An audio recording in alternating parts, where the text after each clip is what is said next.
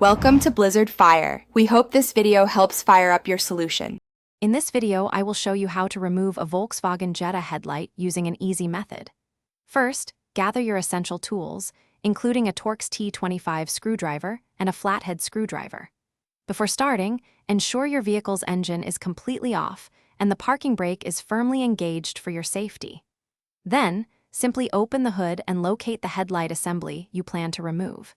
This preparation ensures a smooth and efficient process.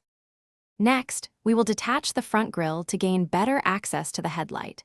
Begin by using your Torx T25 screwdriver to remove the two screws positioned at the very top of the grille. Once these are out, gently pull the grille straight forward.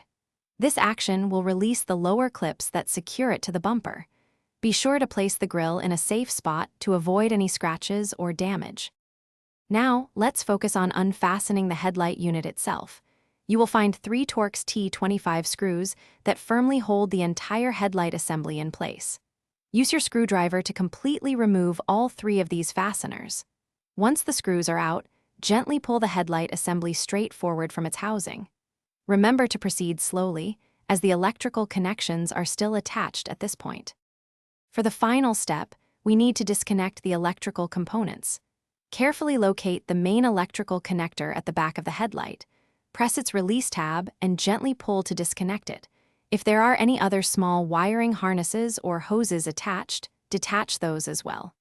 Once all connections are completely free, you can now fully remove the headlight assembly from your vehicle. You have successfully completed the removal. Thanks for watching. If you found this helpful, don't forget to like and subscribe.